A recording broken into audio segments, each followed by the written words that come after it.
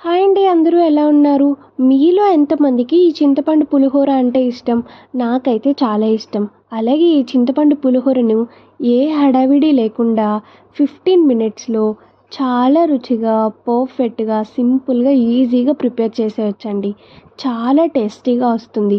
ఇలా మా స్టైల్‌లో మీరు కూడా ఒక్కసారి ఈ చింతపండు పులిహోరని ప్రిపేర్ చేసి చూడండి.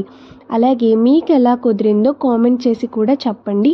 చాలా బాగుంటుందండి, పర్ఫెక్ట్‌గా వస్తుంది. ఒకసారి ట్రై చేసి చూడండి. అలాగే దీనికోసం ముందుగా చిన్నగా తరిగిన అల్లాన్ని, పచ్చిమిర్చిని, పచ్చి కరివేపాకుని, నిమ్మరసాన్ని పక్కన పెట్టుకోండి. అలాగే తాలింపు కోసం ఉడకబెట్టి తీసిన కొమ్ము శనగలను, ఎండుమిర్చిను, పల్లీలను, పోపు దినుసులను, కొమ్ము శనగలను కూడా పక్కన పెట్టుకోండి.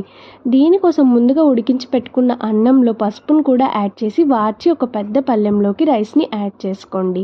అలాగే ఈ అన్నంలోనే నిమ్మరసాన్ని పిండేసి దీంట్లోకి తరిగి పెట్టుకున్న అల్లాన్ని, కరివేపాకును మరియు పచ్చిమిర్చిని కూడా యాడ్ చేసేసి హ్యాండ్తో లేదా గరిటతో సైడ్ నుంచి మాత్రమే కలపండి. ఆ మెతుకు అనేది ఇరగకుండా అండ్ ముద్ద అవ్వకుండా అంత బాగా కలుస్తుందండి.